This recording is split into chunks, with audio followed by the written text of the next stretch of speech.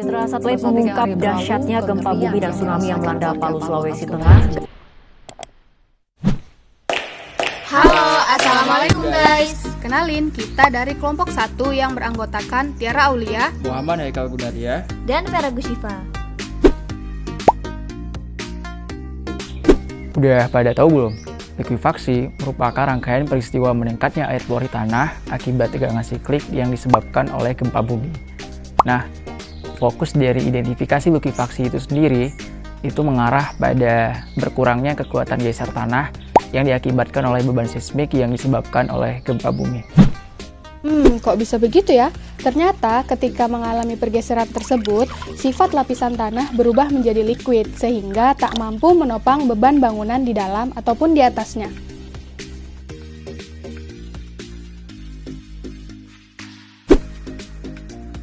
Likuifaksi biasanya terjadi pada tanah yang sifatnya jenuh air. Oleh karena itu, ketika mendapatkan getaran, maka air tersebut akan memberikan gaya ataupun tekanan sehingga mempengaruhi kepadatan tanah.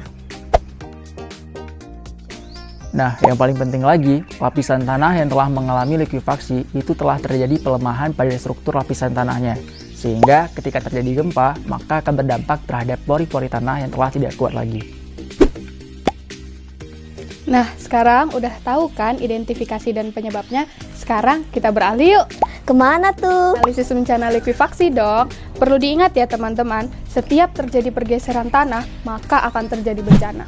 Benar sekali, bahaya yang ditimbulkan oleh likuifaksi dapat menyebabkan bencana loh. Kita bisa lihat dari sisi infrastruktur, ekonomi, sosial, dan lingkungan. Yuk kita bahas satu persatu. Nah, likuifaksi itu sendiri dapat menyebabkan resiko bencana yang berupa rusaknya material bangunan infrastruktur di atas permukaan tanah, di mana hal ini dapat kita lihat pada peristiwa likuifaksi yang terjadi di Palu. Selain itu, banyak loh korban jiwa pada bencana likuifaksi di Palu. Ada sekitar ribuan orang meninggal dan terkubur. Dan apabila kita lihat dari sisi ekonomi, bahwa bencana likuifaksi ini merupakan bencana yang cukup besar dalam hal ekonomi. Ini bisa kita lihat dari kejadian yang terjadi di Palu, di mana likuifaksinya memberikan kerugian yaitu sekitar 18,48 triliun rupiah, sehingga kita dapat menarik kesimpulan bahwa apabila bencana likuifaksi yang terjadi dalam cakupan daerah luas ataupun cakupan daerah yang makro, maka hal tersebut menjadikan dampak yang sangat fatal. Jadi, bagaimana sih cara kita untuk mengetahui ataupun menganalisis resiko terhadap terjadinya likuifaksi tersebut?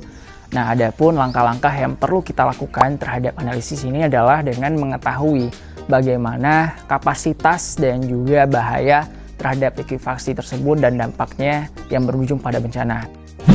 Yap, benar sekali. Analisis-analisis tersebut tentu mengarah pada dampak bencana seperti yang telah dijelaskan. Oleh karena itu, kita perlu tahu nih solusi agar analisis risiko bencana dapat berimbang. Solusi? Nah, inilah salah satu fungsi geofisika dalam memberikan solusi, yaitu identifikasi dan mitigasi. Kita perlu mengidentifikasi dan mempersiapkan mitigasi dalam menghadapi likuifaksi, baik persiapan sebelum terjadi, saat terjadi, dan setelah terjadi. Nah, disinilah peran dari geofisika dengan cara melakukan pemetaan terhadap area-area yang rawan terhadap bencana likuifaksi tersebut dengan cara melihat kekuatan dari rongga-rongga bawah permukaan tanah, baik itu kuat atau lemahnya mereka dalam menahan lapisan yang ada di atasnya. Nah, selain itu kita juga dapat melakukan edukasi ataupun sosialisasi kepada masyarakat terhadap area-area yang telah ditandai sebagai potensi terhadap bencana likuifaksi tersebut, sehingga mereka tidak melakukan pembangunan wilayah ataupun permukiman dan infrastruktur bangunan di area tersebut. Yang kedua adalah mitigasi saat terjadinya bencana. Pihak-pihak terkait harus mempersiapkan jalur evakuasi agar mempermudah alur evakuasi saat terjadinya bencana.